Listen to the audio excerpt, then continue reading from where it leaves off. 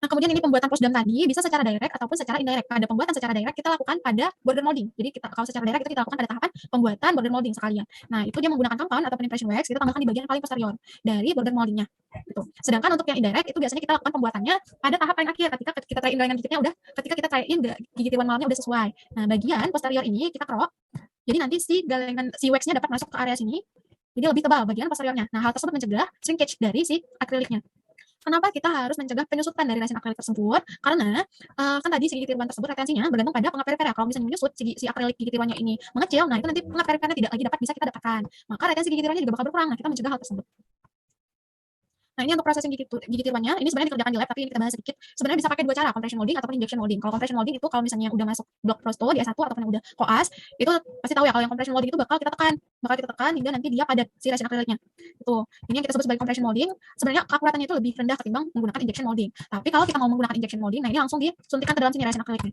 Kalau yang namanya injection molding. Tapi kalau misalnya kita menggunakan injection molding, itu kita harus menggunakan resin akrilik khusus atau rasio resin akrilik yang berbeda. Di mana resin akriliknya itu harus lebih encer. Itu viskositasnya harus lebih rendah. Ketika viskositas resin akrilik lebih rendah, itu juga dapat menyebabkan peningkatan penyusutan polimerisasi atau polimerisasi shrinkage. Jadi kalau sekarang pun masih yang digunakan lebih umum adalah yang compression molding untuk teknik processing yang resin akrilik. Untuk yang injection molding lebih sering kita gunakan untuk yang fleksibel thermoplastic nilon. Kalau yang akrilik masih lebih umum kita gunakan yang compression molding.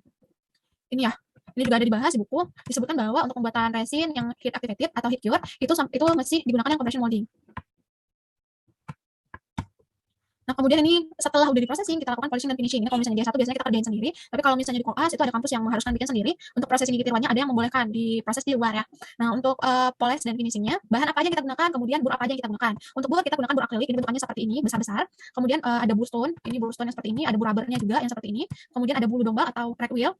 Ini kadang disebut bulu domba, kadang disebut sebagai red wheel, kemudian ada felt cone. Nah, ini digunakan secara berurutan ya. Bur akrilik terlebih dahulu, kemudian bur stone akrilik, kemudian baru bur rubber, baru ke bulu domba, baru ke felt cone. Dia dari yang terkasar hingga yang terhalus. Ini kalau secara buku. Tapi kalau misalnya secara aplikasi, kadang-kadang bisa kita bantu dengan kertas pasir yang untuk polishnya gitu.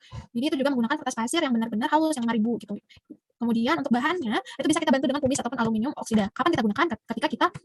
Ketika kita memoles menggunakan bulu domba terus dilanjutkan sama felt cone. Jadi penggunaan tumis itu dilakukan pada tahap ini.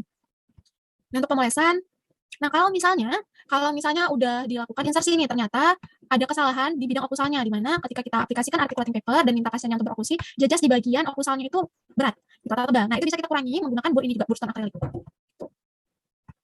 Ini untuk polishing dan finishing. Nah, kemudian udah selesai nih, udah keluar dari lab, udah sampai lagi ke kita. Kemudian kita lakukan insersi gigi tiruan. Nah, kalau udah jadi, udah dalam bentuk resin akrilik gigi tiruannya itu bisa kita lakukan evaluasi. Evaluasinya itu menggunakan apa? Menggunakan PIP tadi, pressure indicating paste. Jadi, si pastanya itu kita aplikasikan pada permukaan cetak gigi tiruan. Nah, ini permukaan cetak. Kemudian kita pasangkan ke pasiennya. Kita minta pasiennya untuk berokusi, berartikulasi. Kemudian kita buka, kita cek permukaan cetaknya. Untuk yang disebut normal itu adalah yang seperti ini. Dia sapuan dari PIP-nya itu halus dan tidak ada area yang hilang, tidak ada area yang tersapu PIP-nya gitu. Dan PIP-nya itu tidak terlalu tebal gitu. Pada kondisi PIP-nya terlalu tebal seperti ini, nah itu artinya apa? Artinya mukosa sama gigi tiruan tidak berkontak. Kalau misalnya ada area tersapu di mana PIP-nya itu hilang, nah itu apa artinya? Terdapat area tertekan. Nah, kalau misalnya area tertekan seperti itu apa yang harus kita lakukan? Kita kurangi, kita relief gitu. Karena biasanya nanti pas pasiennya pulang, dia gunakan sehari, 2 hari, 3 hari, nanti pulang-pulang balik-balik ke kita pas kontrol, itu yang terlihat adalah ulcer gitu. Jadi udah terjadi traumatic ulcer karena ada area yang tertekan. Dan biasanya pasien juga mengeluhkan ada area nyeri pada area tersebut. Maka kita cek menggunakan PIP. Pressure indicating paste.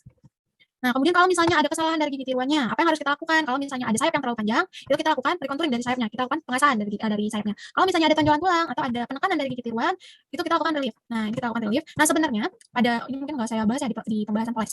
Untuk pemolesan yang boleh kita poles adalah permukaan poles aja. Nih, permukaan yang area luar. Sedangkan permukaan cetak itu nggak boleh kita lakukan pemolesan. Karena kalau kita lakukan pemolesan nanti retensinya jadi bermasalah gitu. Karena permukaan cetak itu berkaitan erat sama retensi. Jadi permukaan area dalam ini nggak boleh dipoles. Nah, kecuali kayak tadi ya, kecuali dia ketika kita aplikasikan PIP dia terhapus. Nah, itu bisa kita lakukan relief tapi pada area tersebut aja gitu. Kemudian kalau misalnya ada anasir gigi tiruan yang menghasilkan okusi yang tidak sesuai, misalnya tadi ketika kita gunakan articulating paper ternyata jajas yang dihasilkan terlalu tebal, itu bisa kita kurangi menggunakan yang burstone tadi pada bagian anasir gigi tiruannya pada area sini. Kemudian kalau misalnya pasiennya udah pulang nih, udah lama, kemudian balik lagi gigi tiruannya udah longgar, udah kurang stabil, itu bisa kita lakukan apa? Bisa reline, bisa rebase, bisa pembuatan gigi tiruan baru. Pemilihannya gimana kalau misalnya pasien hanya mengeluhkan gigi tiruannya itu goyang, tidak diperlukan perbaikan dimensi masih sesuai, gigi tiruannya tidak ada yang aus, kemudian warna dari basis gigi tiruannya itu masih normal, itu bisa kita lakukan reline.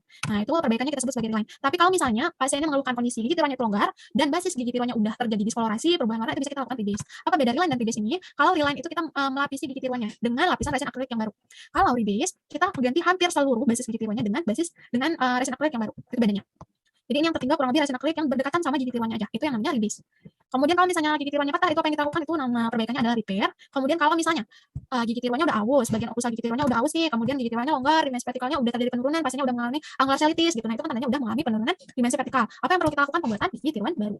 Untuk perbaikannya, nah mungkin ini bagian perbaikan. Kalau misalnya gigi tiruannya longgar, hanya sekedar longgar, itu reline. Nah, reline ini ada terbagi dua juga, ada reline direct sama indirect. Kalau misalnya pasien yang nggak mau pulang dalam keadaan ompong, itu bisa kita lakukan relining direct, langsung kita kerjakan di klinik gitu. Jadi kita lapisi langsung permukaan cetaknya dengan menggunakan bahan reline. Kalau misalnya pasien yang mau pulang dalam keadaan ompong, jadi itu bisa kita lakukan relining indirect. Relining indirect ini kita lakukan di lab, di mana biasanya hasil akhirnya itu lebih stabil, warnanya juga lebih stabil. Jadi hasilnya sebenarnya lebih bagus yang relining indirect, tapi tergantung pasien yang mau pulang dalam keadaan ompong atau tidak. Kalau misalnya udah disertai dengan perubahan warna, basis gigi tiruannya itu kita lakukan rebleaching. Kalau misalnya udah terjadi keausan gigi artifisial, itu kita lakukan remounting.